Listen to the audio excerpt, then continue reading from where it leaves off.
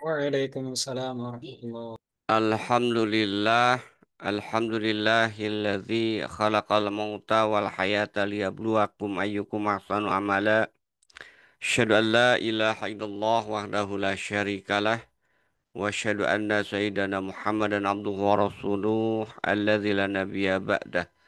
Allahumma shalli ala Muhammad sayyidil mursalin wa imamil muttaqin wa ala alihi wa sahbihi wa man da'a bi da'watihi ila yaumil qiyamah amma ba'du. Faqala Allah Ta'ala fil Qur'anil Karim, A'udzu billahi minasyaitonir rajim. Bismillahirrahmanirrahim.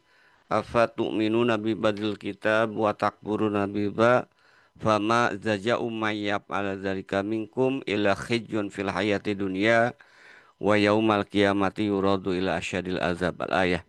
Wa qala Rasulullah sallallahu alaihi wasallam idza zuhara riba wa zina fi qaryatin faqad ahallu bi anfusihim azaballah. Alhamdulillah, Bapak Ibu sekalian, jamaah syiar malam rahimakumullah.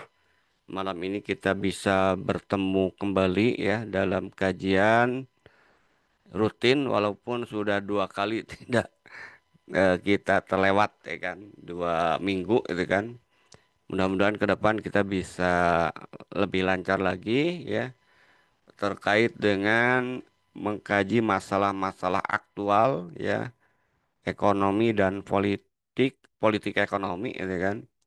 Yang kita bahas tentu dari sisi fakta maupun juga tinjauannya nanti dalam perspektif politik ekonomi Islam atau sistem ekonomi Islam. Nah, malam ini kita membahas ya satu topik saya kira masih hangat karena masih dinegosiasi oleh pemerintah, yaitu terkait dengan restrukturisasi utang WUS ya, proyek kereta api cepat Indonesia Cina gitu kan.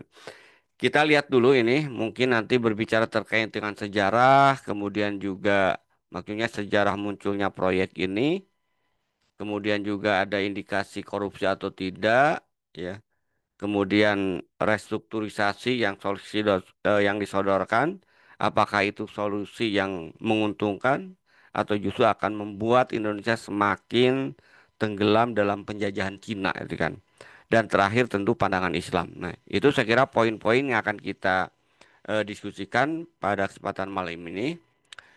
Yang pertama kalau kita lihat bicara terkait dengan sejarah proyek ini, saya sejak awal dulu ya masih dalam perencanaan itu mengkritik di berbagai forum ya tentang proyek ini memang tidak layak baik secara politik, secara ekonomi terutama itu kan maupun juga secara bisnis ya termasuk sebenarnya juga dari aspek yang lainnya itu kan manfaat ya kan. Tapi proyek ini tetap dipaksakan, ya kan? Proyek ini dipaksakan dan bulan ini kan muncul di bulan Oktober itu ketika ya Menteri Keuangan yang baru ya, yaitu Pak Purbaya tidak mau lagi kemudian membackup sebagian dana untuk menutupi defisit itu dari APBN. Ya. Jadi eh, akhirnya mencuat dan eh, orang yang dulu kemudian terlibat mendukung salah satunya Luhut Binsar Panjaitan itu kemudian ngomong ya dia bilang bahwa kereta cepat itu sudah busuk sejak awal. Ini kalau kita lihat kan dia sadar proyek itu sudah tidak layak, sudah busuk gitu kan. Tapi kenapa kemudian kok tetap dijalankan? Ini kan menunjukkan bahwa ya dia itu termasuk orang yang nggak bertanggung jawab gitu kan menurut saya itu kan. Jadi sejak awal tahu busuk tapi terus aja dilanjutkan. Nanti kita lihat ya kan. Nah, apa masalah yang kemudian muncul kalau kita lihat dari sisi biaya ini kan terjadi lonjakan yang luar biasa. Ya, yang tadinya hanya kurang lebih ya kurang dari 100 triliun atau kurang dari 8 US dollar, 8 miliar ya. Awalnya itu kurang lebih 5,7 miliar, tapi membengkak luar biasa. Jadi proyek ini memang sudah lama bermasalah, bahkan sebelum tiang pancang pertama terpasang. Artinya perencanaannya bermasalah, dikritik dari berbagai kalangan. Kita tahu Direktur PT KAI waktu itu ternyata menolak juga itu kan, tapi tetap kemudian dipaksakan. Sampai akhirnya waktu itu Yonan diberhentikan karena menolak proyek ini gitu kan. Nah, usai pembangunan ternyata masalah keekonomian secara komersial membayangi. Sehingga terjadi kerugian yang luar biasa. Dan proyek ini lagi-lagi kalau kita lihat ide utamanya sebenarnya penanggung jawabnya itu adalah presiden. Karena semua sudah menyarankan untuk tidak dilanjutkan, tapi presiden pada saat itu ngotot agar ada pelaksanaan proyek infrastruktur dalam bentuk pembangunan kereta api cepat Jakarta-Bandung gitu kan. Nah, ini pembengkakan biayanya kalau kita data ya, lihat data-data awalnya biaya awal 61,5 miliar US dollar, kemudian membengkak jadi 8 miliar, kurang lebih 114 triliun. Ini belum termasuk 4 triliun yang diusulkan melalui penanaman modal dalam negeri ya, yaitu setoran awal yang dilakukan oleh pemerintah. Berarti proyek ini naik 31,2%. Nah, kalau kita lihat dari sisi sumber dananya, proyek ini 75% pinjaman dari Cina. 6, di mana 75% pinjaman dari Cina ini ada dua skenario ya. Karena ini terkait dengan bunga yang dihasilkan. 60%-nya dalam bentuk pinjaman itu dalam bentuk US dollar dengan bunga 2% per tahun. 40% dalam bentuk yuan, bunganya 3,4% per tahun. Nah, sementara sisanya ya 25% itu patungan. Patungan di mana 60%-nya konsorsium BUMN, kemudian 40%-nya konsorsium Cina. Nah, ini adalah tahapan pelaksanaan proyek gitu kan kalau kita lihat supaya kita lihat lebih jelas sejarah keberadaan proyek kereta api cepat ini. Jadi fase perencanaan dan estimasi biaya di awal itu 5,5 miliar US dollar ya. Dan ini merupakan tawaran ya, proposal dari Cina yang dianggap lebih murah dibandingkan dengan Jepang gitu kan. Kemudian konstruksi mulai ya, biaya naik menjadi 6 US dollar 2019 2020, kemudian 2021 sampai 2002 kita tahu pandemi. Ternyata ini melonjak biaya sampai 6,7 miliar US dollar dan akhirnya pada saat finalisasi dan operasionalisasi awal dana yang dikeluarkan itu 7,2 miliar US dollar. Nah, yang kemudian perlu kita lihat juga alasannya kenapa sih kalau kita lihat kan Jepang itu lebih berpengalaman, yang ditawarkan bunganya juga lebih murah gitu kan. Walaupun mungkin tingkat proyeknya itu lebih tinggi ya, tapi dengan bunga yang lebih murah sebenarnya lebih secara ekonomis ya, itu lebih murah Jepang dibandingkan kemudian Cina itu kan. Nah, cuman dari situ beberapa yang kemudian beralasan kenapa kemudian Cina yang dipilih ya. Cina yang dipilih karena dianggap pertama katanya skema pembiayaan menarik. Cina menawarkan pinjaman senilai 5 miliar dengan skema yang tidak mensyaratkan jaminan pemerintah. Nah ini gitu kan. Tapi ternyata bohong kan. Proyek ini pada akhirnya kemudian di backup oleh APBN. Awalnya tidak. Jadi memang Jokowi selama 10 tahun itu penuh dengan kebohongan dan kebohongan itu kan. Hasilnya itu kerusakan yang kita lihat ekonomi Indonesia. Termasuk proyek kereta api cepat ini. Jadi awalnya kenapa dipilih Cina? Katanya Cina tidak mensyaratkan jaminan pemerintah atau keterlibatan APBN. Sehingga bahasanya itu kan bisnis to bisnis gitu kan. Nah, tapi ternyata kan proyek sempat mangkrak, nanti kita akan tunjukkan akhirnya ya biasalah gaya Jokowi ya. Itu yang memang sulit untuk bisa dipercaya itu kan. Hampir semua omongannya itu penuh dengan kedustaan kalau kita lihat ya kan. Mulai dari proyek IKN ya kan, proyek SMK ya. Proyek ini juga penuh dengan kebohongan Nah, termasuk juga proyek kereta api cepat ini. Kemudian ternyata kalau kita lihat ini, ya kenapa kemudian pilih Cina? Cina punya kepentingan ya dengan proyek obornya. Jadi sebenarnya kalau saya perhatikan ini perangkat Cina, perangkap bukan perangkat, perangkat maaf, perangkap Cina juga itu kan. Walaupun proyek ini sangat tidak layak, tetap Cina kemudian menjanjikan mendukung gitu kan. Kenapa? Ya karena ini bagian dari perangkap yang dilakukan oleh Cina itu kan. Ya. Dan yang ketiga sih teorinya katanya kenapa Cina keunggulan kompetitif dalam tender di mana justru kalau kita lihat faktanya justru malah mengerikan ya. Kalau di sini sebutkan dalam proses tender yang kompetitif, penawaran Cina lebih unggul dari sisi aspek kemudahan prosedur, kecepatan eksekusi, dan paket teknologi. Nah, dibandingkan dengan pesaing utamanya Jepang. Cina menawarkan solusi ya kan yang mencakup teknologi, konstruksi hingga pelatihan operator. Kenyataannya justru pelaksananya itu orang Cina semua yang mengerjakan. Jadi lebih lebih istilahnya itu lebih kemaruk dibandingkan dengan Jepang. Kalau Jepang mungkin hanya tenaga ahlinya aja, tenaga teknisnya bisa aja dari Indonesia itu kan. Tapi ini semua itu kan. Nah, ini yang pertama ya. Kemudian kalau kita lihat ini fakta ya, kenapa kemudian akhirnya berdarah-darah ini sehingga mencuat lagi ramai dibicarakan. Pertama ini membuat BUMN itu semuanya kalang kabut, rugi itu kan. Yang ikut konsorsium tadi itu kan. Salah satunya Wika. Wika mengalami kerugian 7,12 triliun akibat proyek ini gitu kan. Jadi sehingga ini membuat keuangan Wika bergejolak lantaran beban bunga utang itu membuat PT Wika rugi 7,12 triliun. Hal yang sama juga kereta api ya. Kereta api harus menanggung kerugian kereta api cepat Hus ini hampir 2 triliun per tahun. Bahkan tahun depan katanya akan membengkak bisa jadi sampai 4 atau kemudian 6 triliun. Ini kan luar biasa.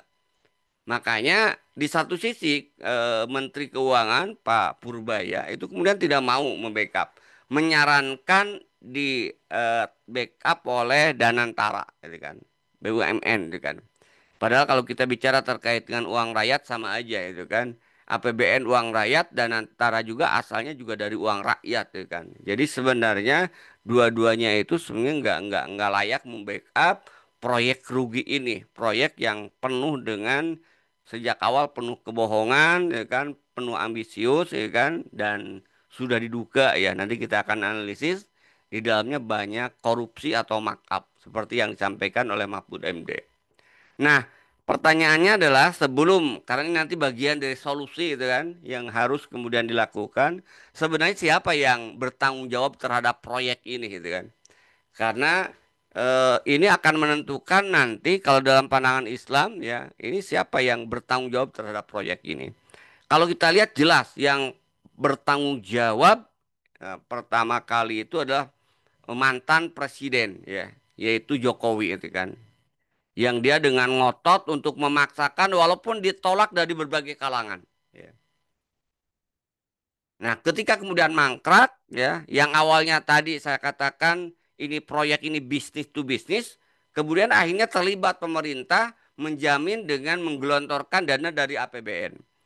Maka dibentuklah setelah macet tersebut Komite Kereta Cepat Jakarta-Bandung yang ketuanya itu Menteri Koordinator Bidang Kemaritiman dan Investasi yaitu Luhut Binsar Panjaitan.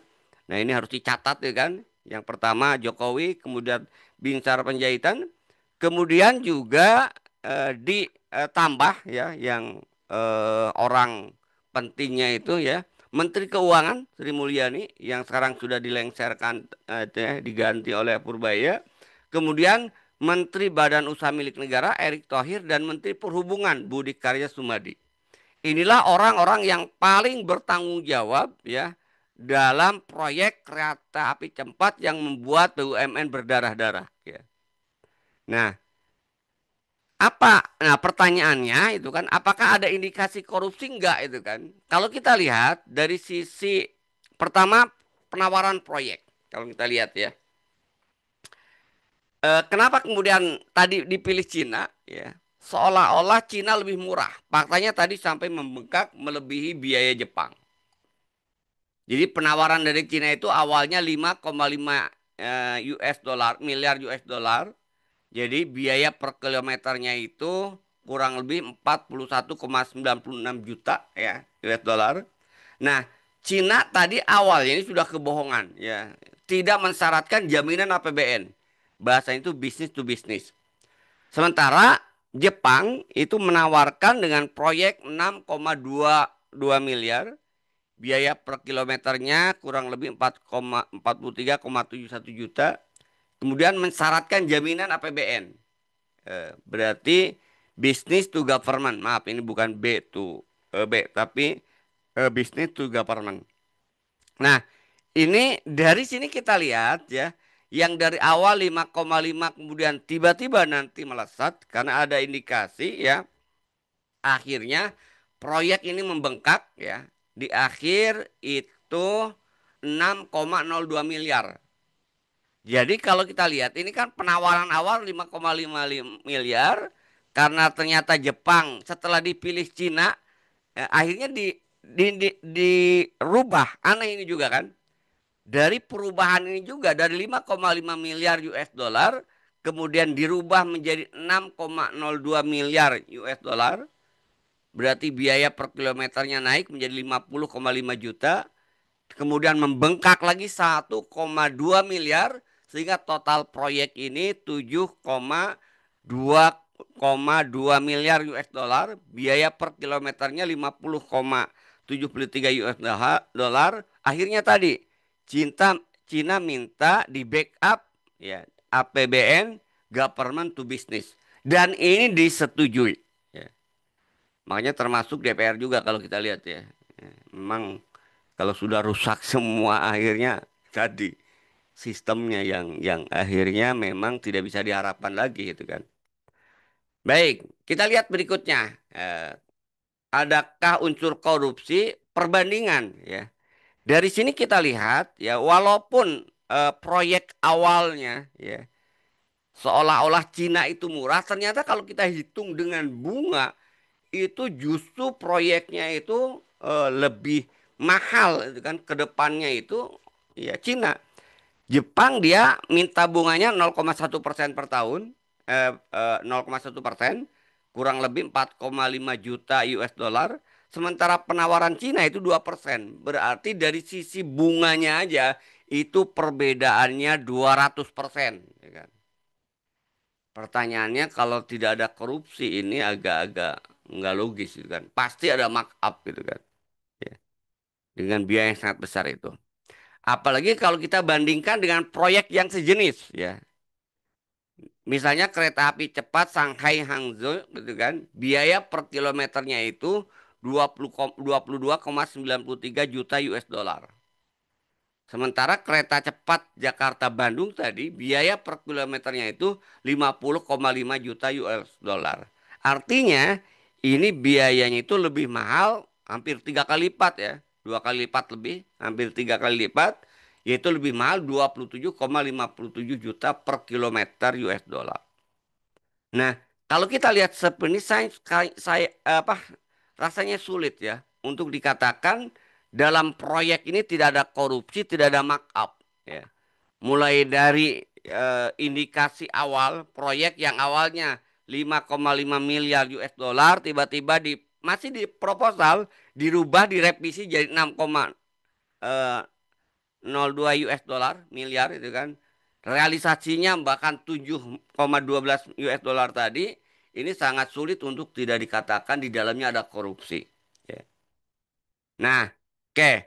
Ketika kemudian terjadi gonjang-ganjing, kemudian Luhut bin Sarpanjaitan kembali dia diminta ya pandangannya dan akhirnya karena dia itu juga ketua Dewan Ekonomi Nasional, dia negosiasi dengan Cina. Ini masih dalam proses negosiasi, maka diupayakan atau diusulkan ya. Karena tadi APBN sudah tidak mau backup, kemudian Purbaya menyerahkan Danantara juga kalau ini menanggung juga berdarah-darah gitu kan. Ya. karena tadi ya, karena memang defisit tiap tahun, jangankan untuk nyetor utangnya, untuk menutupi biaya operasional dan biaya bunganya aja kemudian tidak mencukupi itu kan. Nah, akhirnya kemudian Luhut bin Sarpanjaitan itu mengajukan restrukturisasi. Pertanyaannya, apakah restrukturisasi ini solusi atau justru racun yang lebih berbahaya? Nah, apa sih sedikit kita lihat yang disebut dengan restrukturisasi? Kalau kita bicara terkait dengan restrukturisasi utang, ya, itu adalah proses ya, proses perubahan syarat pinjaman agar debitur tetap mampu membayar utangnya tanpa gagal bayar. Karena ini akan diisukan gagal bayar. Kalau gagal bayar tadi bisa jadi ya, ini juga semakin kuat dominasi penjajahan Cina ya terhadap ekonomi Indonesia. Nah, apa biasanya bentuk umum restrukturisasi itu? Perpanjangan tenor, artinya waktunya ini salah satu yang diusulkan dari 40 tahun ke 60 tahun. Padahal para analisis dengan kondisi ya penumpang yang seperti sekarang ini itu nggak akan proyek ini BEP 100 tahun.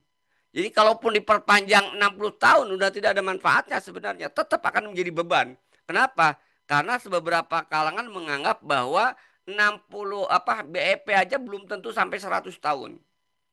Ya, mereka kan awalnya euforia terkait dengan banyak penumpang yang diharapkan. Tapi kenyataannya kita lihat sudah 2 tahun, 3 tahun beroperasi itu sepi itu kan. Dan lucunya kalau bahasa kasarnya itu konyolnya itu kan sudah mah ya kereta api cepat itu sepi, tiba-tiba pemerintah juga menyodorkan proyek jalan tol alternatif Bandung Jakarta yang itu bisa ditempuh katanya 1 jam perjalanan. Kan jadi lucu gitu kan. Jadi buat apa Gus ada itu kan. Akhirnya pasti semakin sepi itu kan. Ini betul-betul saya lihat ya. Proyek-proyek yang dilakukan oleh pemerintah itu seolah-olah di luar nalar akal sehat itu kan. Ya. Ya itu tadi karena pendekatan proyek mungkin ya. Bukan pendekatan untuk pembangunan kepentingan rakyat ya kan. Nah, jadi kembali tadi bentuk umum restrukturisasi biasanya perpanjangan tenor, penurunan bunga, penjadwalan ulang, rescheduling, atau konversi utang ke saham, atau grace period yang kemudian ditambah. Tujuannya tidak lain untuk menyelamatkan proyek dari krisis keuangan dan menghindari gagal bayar tadi. Nah, kita lihat dalam konteks kereta api cepat Bandung-Jakarta itu kan. Kalau kita lihat bunga tahunan yang harus dibayar itu kurang lebih ya dari tadi itu adalah 1,9 triliun. Kita lihat ya, bunga yang harus dibayar itu 1,9 triliun.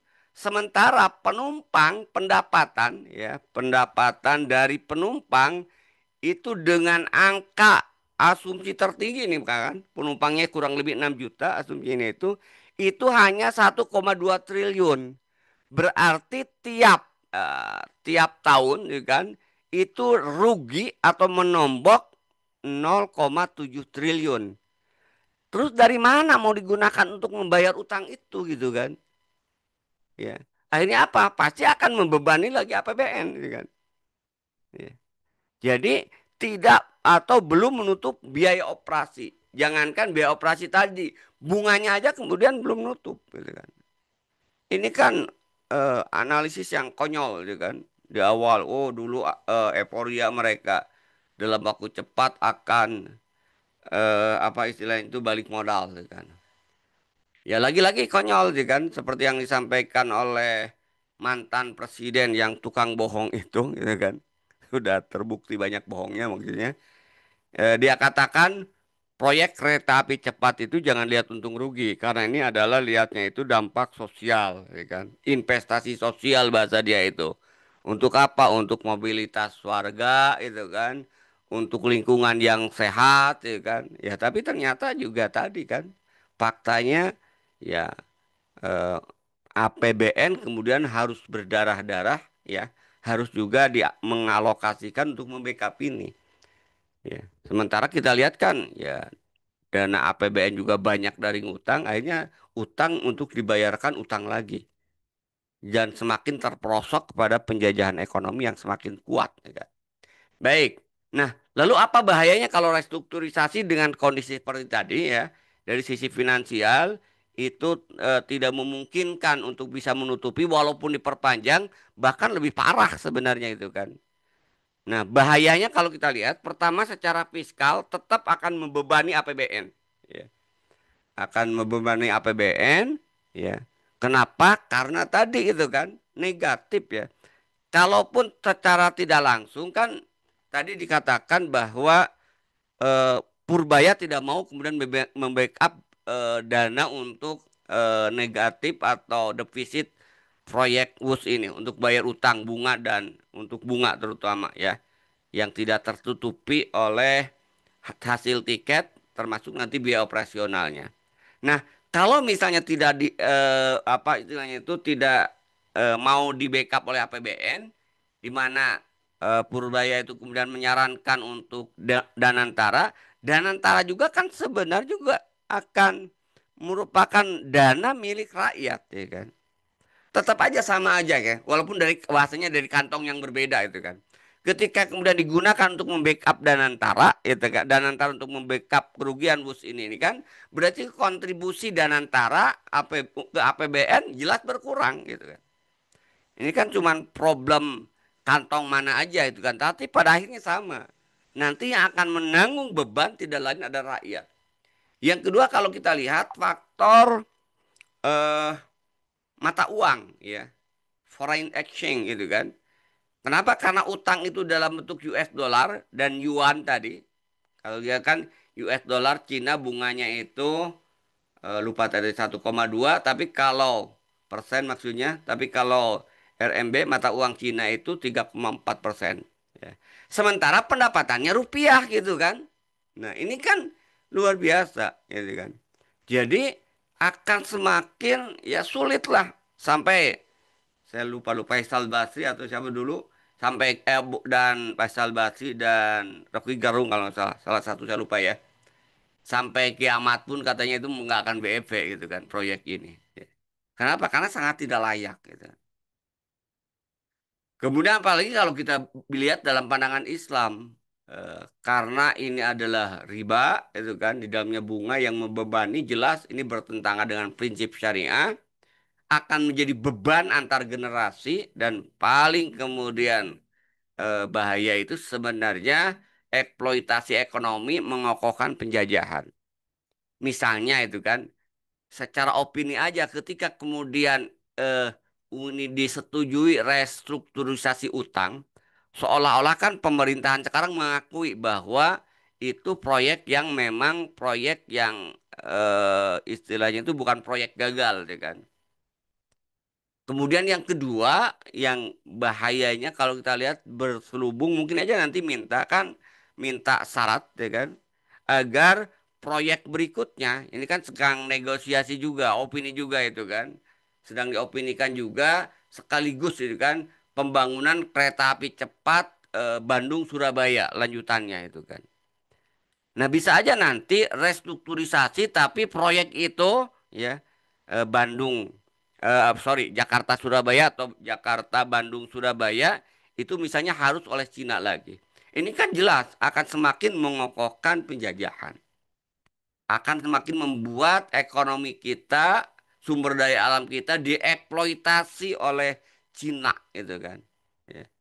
Sekarang aja kalau kita lihat ya Cina ya itu sudah mulai ya bersaing bahkan mengalahkan mungkin Amerika Serikat dalam menjarah mengeksploitasi sumber daya alam kita. Salah satunya Cina itu kemudian yang sempat kemudian muncul itu dia di nikel kan. Di beberapa daerah ya termasuk juga yang legal maupun yang ilegal ya kan. Yang legal disahkan oleh undang-undang, yang ilegal pernah kita lihat juga warga negara Cina menambang emas gitu kan tan dan negara tidak bisa berbuat apa-apa gitu kan. Dibiarkan seolah-olah tidak dihukum ini kan luar biasa itu kan. Pasti itu ada tekanan ya kan secara politik dan ekonomi dari Cina. Ya.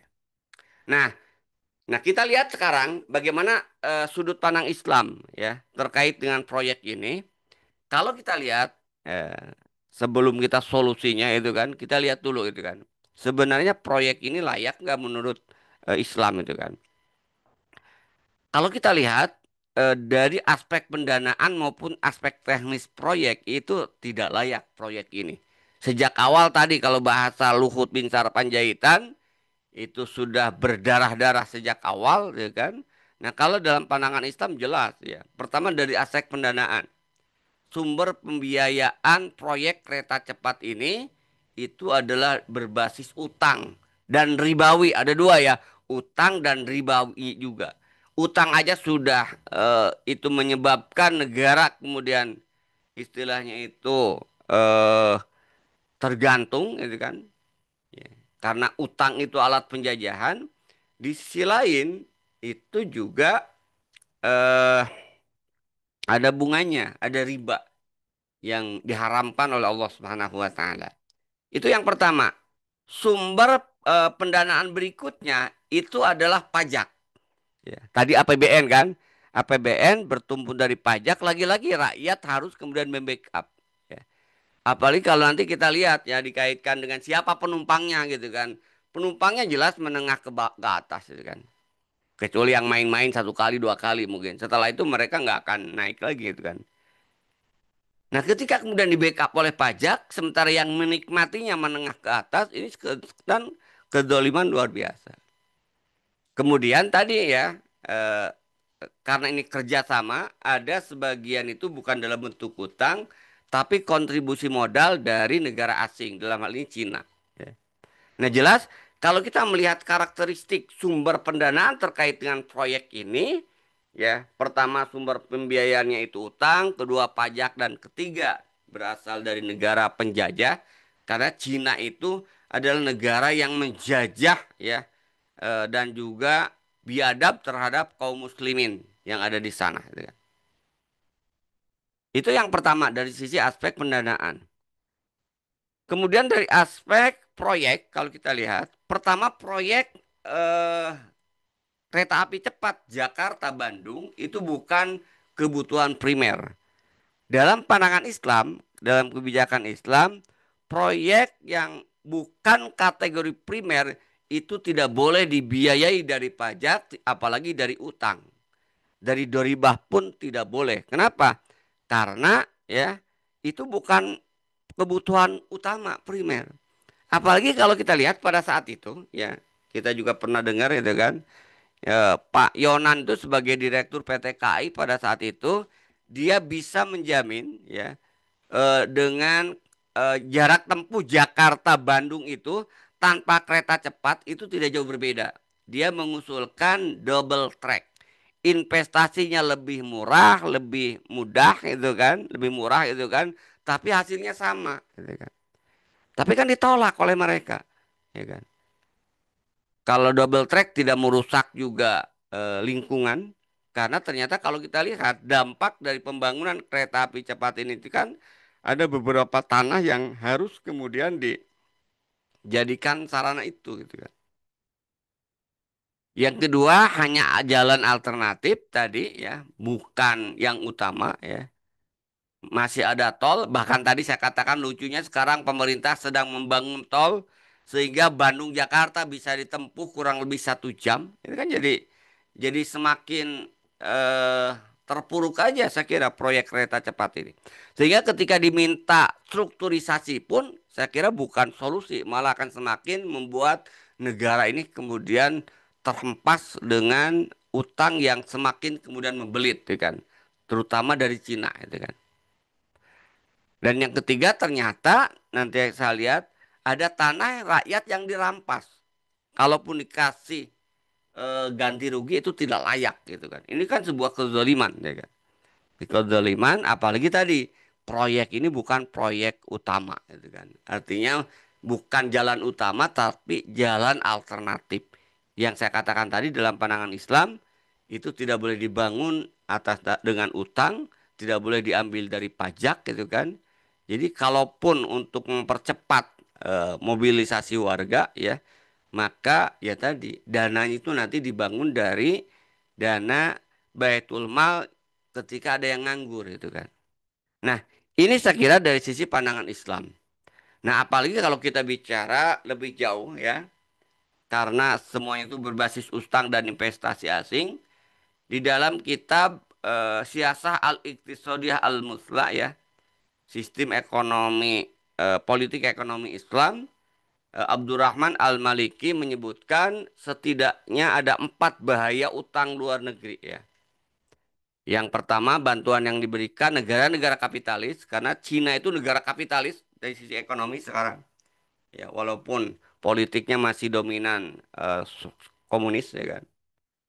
Jadi, bantuan yang diberikan negara-negara kapitalis kepada negara berkembang hakikatnya merupakan salah satu cara yang ditempuh untuk menjajah negara-negara yang menerima bantuan tersebut. Sebelum utang diberikan, pihak kreditur harus mengetahui kapasitas sebuah negara untuk menerima utang tersebut dengan mengirim pakar-pakar mereka. Bantuan utang luar negeri yang diberikan negara kapitalis kepada negara itu merupakan senjata politik ya untuk memaksakan kebijakan politik dan ekonomi serta sistem sosial kemasyarakatan negara kreditur kepada negara penerima utang. Dan yang keempat, utang-utang itu sebenarnya sangat melemahkan dan membahayakan ekonomi negara. Nah, ini fakta yang saya temukan terkait dengan proyek ini dari Karawang gitu kan, karena yang di daerah yang dilewati itu Karawang salah satunya.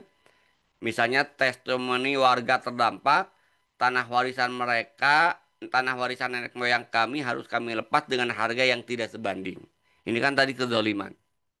Sementara aktivis lingkungan, Ibu Ratna menyebutkan proyek ini tidak hanya berdampak ekonomi, tapi juga ekologi. Beberapa area persawahan produktif dan ekosistem lokal terganggu. Studi AMDAL yang dilakukan tidak melibatkan partisipasi masyarakat secara bermakna. Dan beberapa rekomendasi mitigasi tidak dijalankan dengan baik. Jadi katakan tadi, secara teknis ya jelas proyek ini juga sejak awal bermasalah sebenarnya. Nah, kemudian, nah terakhir ya, lalu kalau seperti itu sebenarnya apa sih solusi praktis yang harus kemudian dilakukan? Pertama kalau kita lihat dalam sudut pandang Islam, tadi kan kalau pemerintah tadi restrukturisasi gitu kan. Sekarang solusi praktis yang menguntungkan rakyat itu seperti apa gitu kan. Ya. Pertama lakukan pengkajian secara komprehensif untung ruginya operasional berikutnya.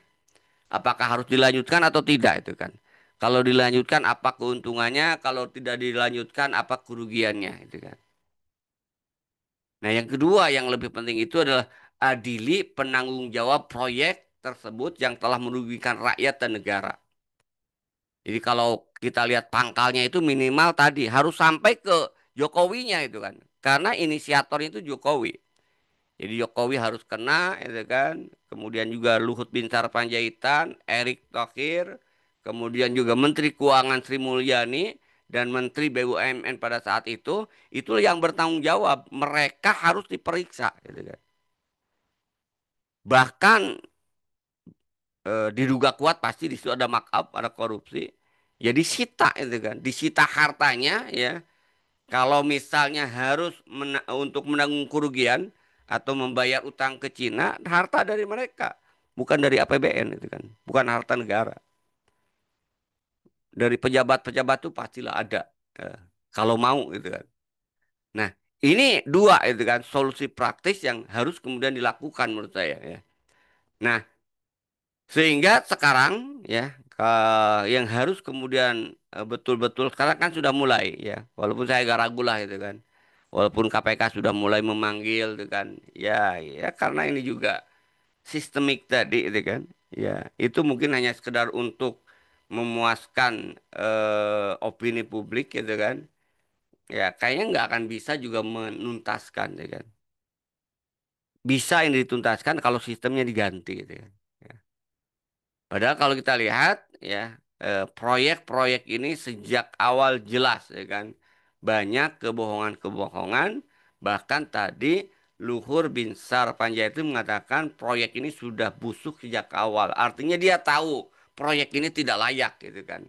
Sehingga ketika dia mendukung dia bahkan menjadi ketuanya, maka ya apalagi kalau kita tidak bisa hasil kesimpulan di situ ada pemaksaan proyek ini untuk kepentingan pribadi, bukan untuk kepentingan rakyat, itu kan.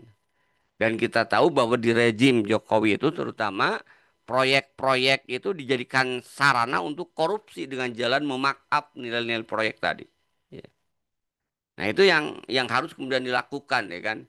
Jadi ini saya kira solusi yang bisa kemudian dilakukan dari sudut pandang Islam.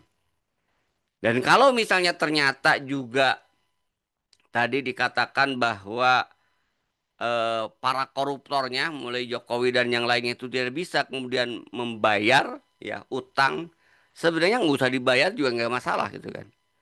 Pertama kenapa? Karena kalau kita lihat Cina itu sejak awal mungkin dia juga sudah tahu bahwa proyek ini nggak layak gitu kan.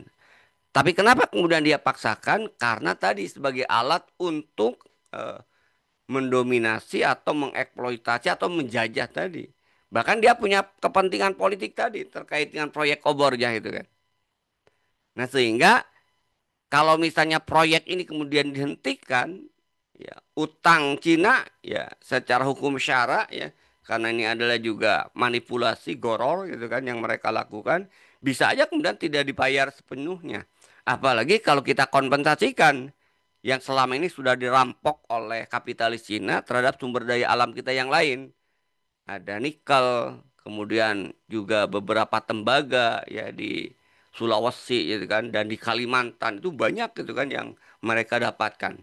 Bahkan dari nikel aja mereka menurut data yang pernah disampaikan oleh Antoni Budiawan kalau nggak salah itu dan juga Pak Faisal Basri dari nikel aja Cina itu diuntungkan 5.000 triliun. Nah, ini saya kira ya Tad Azhar yang bisa kita lihat secara global terkait dengan bahaya restrukturisasi ya utang us ya yang pada akhirnya sama aja itu kan.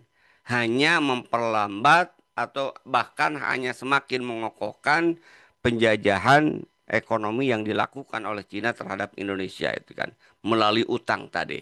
Itu barangkali terima kasih. Assalamualaikum warahmatullahi wabarakatuh. Waalaikumsalam warahmatullahi wabarakatuh. Alhamdulillah. Ya, syukran Ustaz, jazakallah khair. Jadi, eh, pemirsa, kita dapati atau eh, bahwa proyek ini menjadi proyek yang ambisius di rezim sebelumnya dan belakangan seperti yang disampaikan beliau, tatkala Menteri Keuangan itu dilantik yang baru menggantikan Menteri Keuangan yang lama di rezim Jokowi, kemudian eh, berlanjut sementara dengan Presiden Prabowo, kemudian diganti, mencuat bahwa siapa yang menghalangi ya operasional dan pembiayaan utang yang diakibatkan dari proyek itu, ternyata mencuat bahwa tidak mau dibiayai dan ini menjadi presiden ya, menjadi sesuatu yang menjadi melalak dunia kaum muslimin dan khususnya warga Indonesia untuk menguliti informasi validasi terkait dengan nilai-nilai utang yang dijalin oleh rezim sebelumnya ya. Dan ini juga menarik untuk kita nantikan ya mungkin ya bahwa sejauh mana penegakan hukum rezim hari ini data udah terbuka, tidak ada lagi yang ditutupi. Nah, ini gimana, Ustaz? Di satu sisi kita juga ingin meminta pandangan, tadi sebagian sudah diungkapkan terkait dengan pandangan Islam. Mungkin kita buka juga buat Bapak Ibu nanti sekalian, silakan kirimkan pertanyaan kalau ada yang ingin kita diskusikan bersama beliau. Seperti biasa, pertanyaan nanti dikirimkan ke kolom komentar atau ada yang ingin interaktif langsung, kita berikan juga kesempatan. Nah, ya, Alhamdulillah. Jadi Ustaz tadi di ujung, apakah ada potensi, eh, ini kita bicara tentang politik will-nya nih Ustaz. Rezim hari ini, a- apakah memang berani kira-kira untuk menaikkan status mungkin ya dari kasus ini sebagai kasus yang diselidiki Dan ternyata tadi Ustaz sampaikan KPK hari ini hanya sebatas manggil-manggil aja, belum menjadikan kasus ini eh, naik ya pada kasus yang diselidiki. Nah, kira-kira menurut Ustadz, ini menurut Ustadz dulu sebelum kita bahas tentang perspektif Islamnya nanti lebih jauh. Nah, gimana menurut Ustadz nih, apakah ada kemungkinan rezim hari ini menyangkakan ya istilahnya, mempersangkakan pelaku-pelaku yang Ustadz sebut sekitar ada 5 atau 6 intelektual tadi ya kira-kira ya. Gimana menurut Ustadz? Ya, pertama kalau bicara peluang mungkin aja itu kan. Karena manusia sifatnya bisa berubah gitu kan. Ya, dengan tekanan rakyat. Cuman yang mungkin kalau kalau saya lihat sih gitu kan. Kalau masyarakatnya tidak bergerak gitu kan. Rasanya sulit ya. Kalau ini bisa ditindaklanjuti gitu kan. Karena kalau kalau kita lihat kan, kalau kita hanya mengandalkan rejim, mohon maaf bukan rejim ya, ya rejim itu kan artinya penguasa lah. Penguasa setelahnya, Pak Prabowo itu kan ya disadari atau tidak, faktanya itu kan dukungan dari Jokowi untuk naik itu juga cukup besar itu kan. Ya kan? Bahkan kalau kita lihat ya di kabinet, di juga aparat, ya kan, orang-orang Jokowi itu masih bercokol, walaupun sebagian mengatakan sudah mulai disingkirkan, ya kan, dengan beberapa yang kemudian sekarang ada yang di meja hijaukan, ya kan. Tapi kalau untuk sampai kepada Jokowi rasanya agak-agak sulit, ya kan, ya. Kenapa? Karena masih kuat cengkraman, ya, yang ada lewat dia itu kan. Nah, tapi kalau misalnya yang mungkin ya, ya, seperti Luhut Binsar Panjaitan, Sri Mulyani, ya, kemudian juga Menteri BUMN-nya Erick Thohir. Menurut saya nanti kalaupun ini mau ya, pasti biasanya itu ada yang dikorbankan salah satu ya. Siapa itu kan? Di antara 6 orang yang terlemah itu yang akan dikorbankan menurut saya. Kalau misalnya ini mau di follow up. Tapi kalau kalau saya lihat kan tadi kan dengan solusi sudah restrukturisasi itu kan, walaupun sebenarnya semakin memperparah ya. Kenapa? Karena akan semakin memperpanjang gitu kan, memperpanjang utang, memperpanjang bunga, memperpanjang juga eksploitasi Cina terhadap sumber daya alam kita, sumber daya ekonomi, itu kan. Ya, seolah-olah itu kan sudah mulai mengendur kan. Menteri Keuangan, ya Purbaya bisa mengatakan, ya itu solusi yang mungkin bisa diharapkan, walaupun saya dalam bahasa dia tidak ikut bertanggung jawab terhadap masalah itu, gitu kan. Itu dengan restrukturisasi itu bisa dilakukan ya. Kenapa? Karena tadi kalau kita lihat kalau solusinya masih kapitalis ya seperti itu. Pasti itu kan. Itu solusi yang akan ditempuh ya kalau solusinya masih kapitalis ya. Kecuali kalau pengadilan rakyat. Nah, kalau lebih bagus lagi tentu solusi Islam tadi. Makanya saya lebih lebih mengedepankan solusi ini dengan solusi Islam. Pertama dikaji dulu secara komprehensif, layak enggak gitu kan proyek kereta api cepat itu dilanjutkan. Yang kedua ya tadi itu kan, kalau di situ kemudian terbukti ada korupsi harus diadili gitu kan. Dan tentu dengan transparan ya pengadilannya ya kan, dan juga pembuktiannya. Sulit untuk tidak dikatakan ada korupsi karena faktanya sudah kita lihat tadi data-data, baik dari sisi bunga maupun juga dari sisi nilai proyeknya, juga biaya per kilometernya yang sangat kemudian besar, kemudian juga suara dari rakyat yang menjadi korban tadi ya saya cuplikan, walaupun satunya dari orang Karawang yang mereka harga tanahnya dibayar dengan harga murah.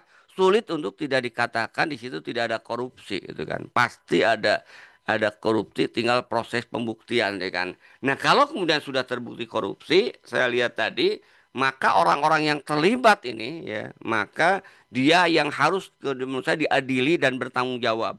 Supaya pembelajaran bagi penguasa ke depannya. Saya ingin melihat masyarakat Indonesia tuh bangkit gitu kan. Ya.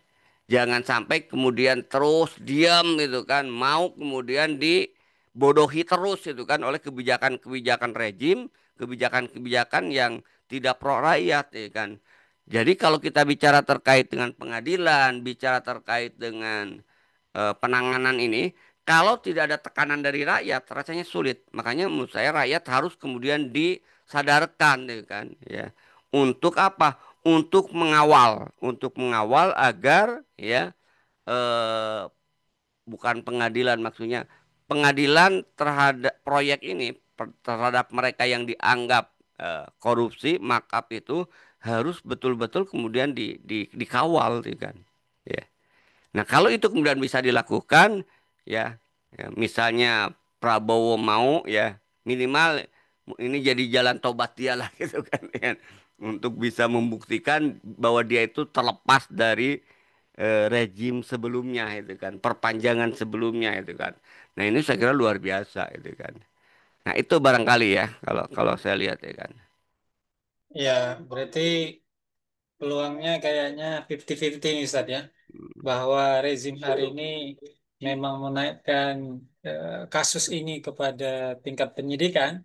Ini kayaknya eh, politik kepentingannya cukup besar berarti Ustaz ya. Ya, pastilah itu. Oke, kita coba beralih dulu Ustaz ke pertanyaan yang sudah masuk di kolom komentar. Ini dari salah satu peserta kita yang berhadir. Mengapa para pejabat proyek kereta cepat ini tidak menyeret partai politik yang menjadi penyokong elit politik yang terlibat? Nah, ini kira-kira ada indikasi nggak Ustadz bahwa partai politik juga merasakan manisnya uang proyek ini? Kira-kira ada nggak nih Ustadz?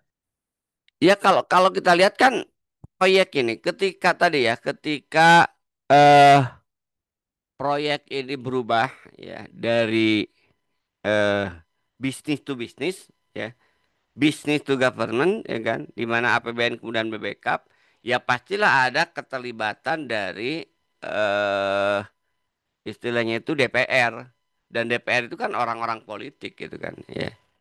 Ya cuman tadi kan ya mereka sampai seberapa besar yang mereka nikmati, kalau aliran pasti ada gitu kan. Pasti aliran ke partai politik itu pasti ada gitu kan, minimal ke anggota DPR ya. Karena tadi kan proyek ini juga tidak akan lanjut kalau DPR kemudian juga tidak melanjutkan, atau kalau DPR misalnya mengajukan hak interpelasi tapi kan itu tidak dilakukan, ya kan.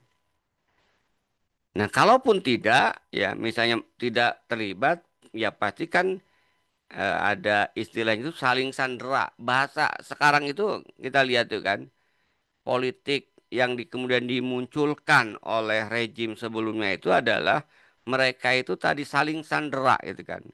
Mungkin misalnya ya kita harus cek gitu kan, apakah keterlibatan DPR atau partai politik dalam KCIT ini ada atau tidak. Tapi yang jelas mereka pimpinan-pimpinan parpolnya tersandera dengan kasus lain misalnya. Nah itu sudah diduga kuat ya kan. Sehingga akhirnya ya mereka juga nggak akan berani vokal, ya kan. Kalaupun ada ya hanya permainan sandiwara aja gitu kan terkait dengan ini gitu kan. Jadi itu yang saya katakan tadi, selama kemudian eh, sistem yang diterapkannya itu adalah masih demokrasi, rasanya sulit ya kan, ya, untuk keluar dari eh, kerusakan-kerusakan atau kebijakan-kebijakan yang itu menyengsarakan rakyat sebenarnya itu kan. Itu ya, wallahu alam. Oke, kami coba konfirmasi kalau masih ada yang ingin ditanyakan dari Bapak Ibu jamaah sekalian. Kita masih tunggu. Ustadz, ada pertanyaan yang mungkin ini pertanyaan dari kami. Kalau memang nanti tidak ada lagi, kita harap ini menjadi pertanyaan terakhir. Nanti kalau tidak ada lagi, Ustaz. Apakah Islam itu anti, Ustaz, terhadap proyek strategi nasional, Ustaz? Ini seakan-akan, ini kayaknya pembahasan kita ini pembahasan yang seakan-akan tidak pro terhadap kebijakan, bahwa negara itu harus hadir untuk menjamin fasilitas publik itu bisa diakses ya oleh masyarakat.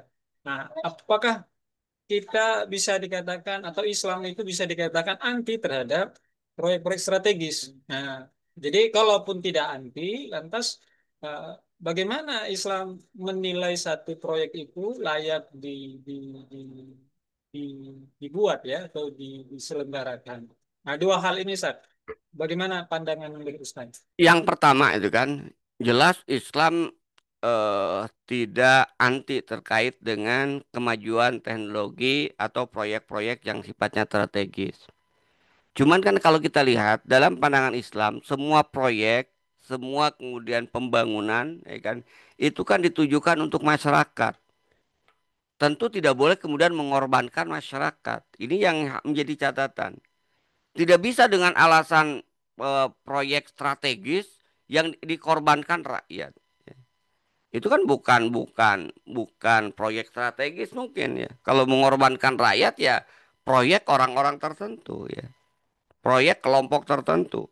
Dan faktanya kalau kita lihat bahasa sekarang mereka sebut proyek strategis nasional itu adalah proyek oligarki kok gitu kan. Berlindung aja di proyek strategis. Coba itu kan kita lihat kereta api cepat ini apa sih strategisnya gitu kan. Bahasa dia itu kan katanya ini juga baru muncul sekarang dulu nggak ada. Itu kan jangan lihat bisnis untung ruginya. Ini kan proyek investasi sosial agar ada transportasi yang cepat, ya kan. Kemudian juga eh bahasanya itu ramah lingkungan.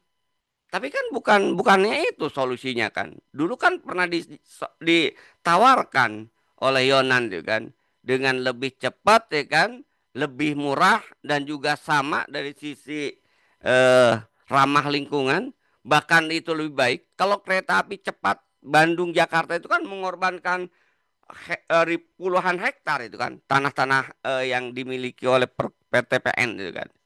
Jadi yang pertama kalau menurut saya lihat ini ya, ini eh bukan Islam anti proyek strategis itu kan. Tapi kalau kita perhatikan apa sih indikator sebuah proyek dikatakan proyek strategis nasional? Apakah betul proyek itu untuk kepentingan rakyat atau untuk kepentingan oligarki? Karena kalau kita eh, telaah semua yang mereka sebut dengan proyek strategis nasional, ternyata bukan kepentingan rakyat, kepentingan segelintir orang oligarki.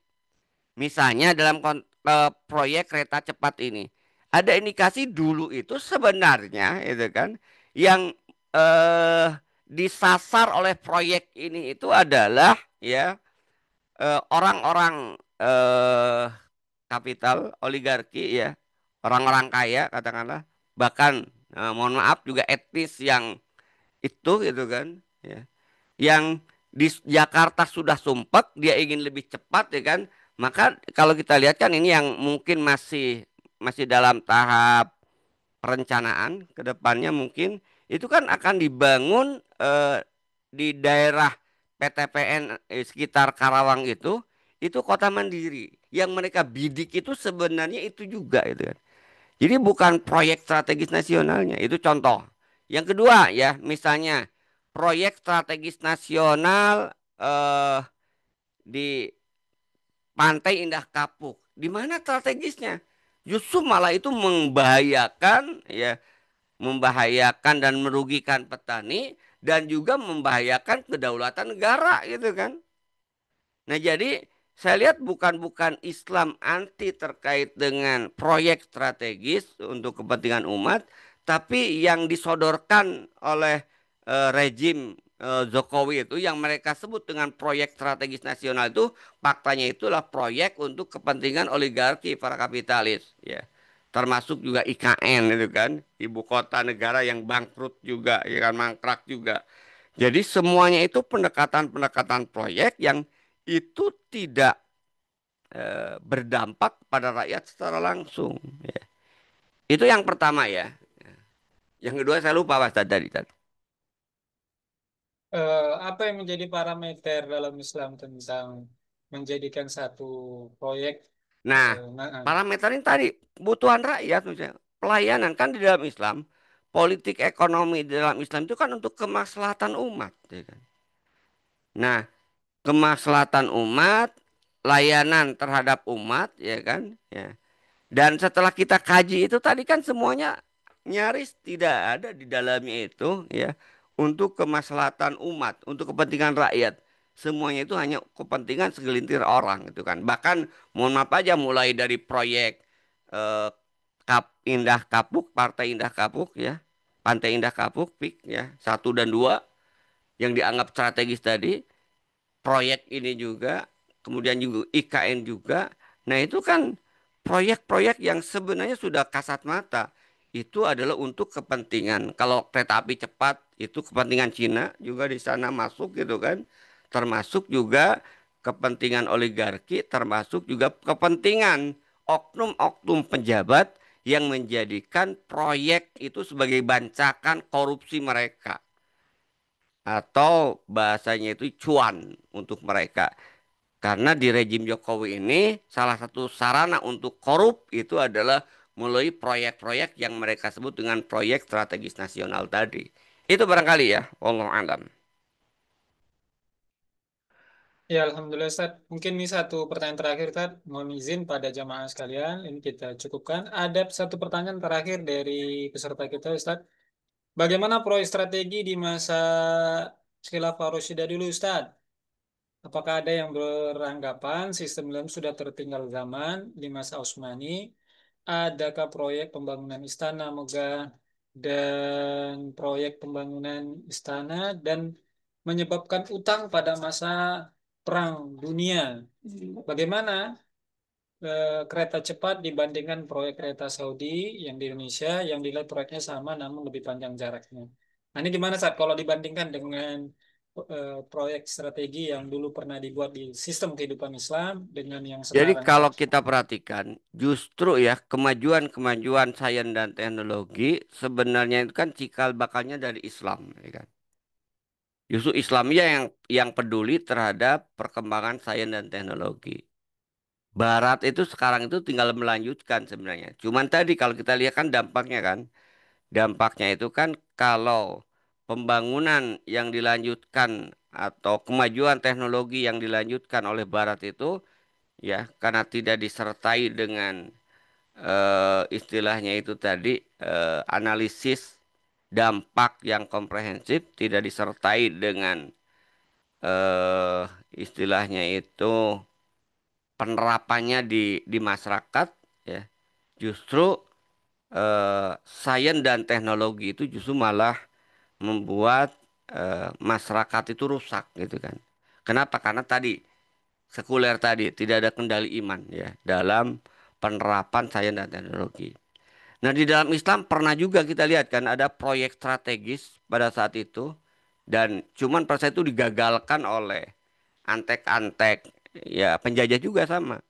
Jadi eh khilafah atau khalifah Sultan Abdul Hamid itu pernah membuat proyek kereta ya dari Istanbul ke Madinah itu sudah jalan dengan hampir itu bukan hampir sudah terhubung gitu kan. Cuman ya karena daulah khilafah pada posisi lemah dan mereka ya sadar kalau itu kemudian betul-betul kemudian terjadi apa bisa dioptimalkan justru akan menguatkan umat Islam akan menyatukan wilayah-wilayah kaum muslimin. Nah, itu yang tidak diinginkan oleh mereka gitu kan. Jadi justru proyek strategis di masa itu ya kan di masa khilafah itu justru memang untuk menyatukan umat ya kan. Cuman waktu itu karena umat sudah dalam kondisi lemah itu kan, penguasanya itu kan sudah banyak yang hubu dunia, ya akhirnya ya proyek itu kemudian belum berhasil. Agak telat lah sebenarnya kesadaran di khalifah terakhir Utsmani itu untuk menyatukan umat ya kan. Ya. Sehingga akhirnya gagal ya kan. Sehingga sekarang sisa-sisanya masih ada itu kan. Jadi kalau kita lihat pada masa itu kan sebenarnya keterbelakangan Utsmani itu ya, itu sebenarnya bukan dari sisi sains dan teknologi, tapi mulai kemudian terbelakang itu diawali dengan kemunduran berpikir, bukan kemunduran dari sisi sains dan teknologi. Wong dari sisi ini ya istilahnya itu strategi perang, ya, itu kan luar biasa. Teknologi perang luar biasa, ya. Tapi tadi ternyata ada kekeliruan, ya, pengembangan pada saat itu, yaitu kepemimpinan berpikirnya yang melemah. Nah, di sisi lain, Barat pada saat itu kan mengalami kemajuan dari sisi kepemimpinan berpikir. Yang akhirnya kemudian kepemimpinan berpikir inilah yang akhirnya melahirkan tadi kan, eh, istilahnya itu penemuan-penemuan baru di bidang saintek gitu ya. Itu saya kira ya. Nah, kalau kita bandingkan proyek kereta api cepat Saudi dengan eh, ini ya dengan Jakarta Bandung, ya saya kira memang sudah sangat jelas juga. Dari sisi biaya itu kan hampir sama. Bayangkan kan, eh, jarak ya kereta api cepat Madinah itu kan, di Saudi itu, tapi biayanya hampir sama. Makanya tadi saya katakan untuk tidak ada markup, tidak ada korupsi, rasanya sangat sulit untuk menolak tidak ada korupsi kan. Kenapa? Karena faktanya sudah sangat kasat mata gitu kan. Markup proyek itu luar biasa sehingga di dalamnya itu korupsi itu diduga kuat ya. Tinggal proses pembuktian aja sebenarnya. Ya salah satu tadi kan, jangankan kita bandingkan dengan proyek kereta Arab Saudi dengan proyek yang sama-sama digarap oleh Cina juga kan hampir 3 kali lipat tadi kan. Ya. Nah, mereka apa coba alasannya? Paling kan perbedaan tanah. Tanah justru dibayar dengan murah gitu kan. Jadi ini sudah sangat kentara bahwa di dalamnya itu ada markup, ada korupsi. Makanya saran saya itu ya, kalau Pak rejim Prabowo ini berani ya ungkap itu, seret para pelakunya ke pengadilan, ya kan, karena merugikan rakyat dan menyengsarakan rakyat, ya kan, dengan proyek-proyek ini menjadi pintu masuk misalnya. Nanti kan langsung di proyek-proyek berikutnya itu kan, proyek IKN, proyek juga PIK misalnya, yang itu di zaman Jokowi juga mulai ada itu kan. Nah, itu kalau berani dan betul-betul berpihak pada rakyat, rakyat menunggu gitu kan. Cuman tentu agak sulit ya kan, ya. Kecuali memang ada perubahan sistem yang eh, secara mendasar, yaitu dengan sistem Islam. Itu ya barangkali ya, wallahu alam. Alhamdulillah. Berarti udah closing Tat atau lagi ada yang disampaikan Tat? Kita tutup Cukup, saja. cukup, Tat. Oke.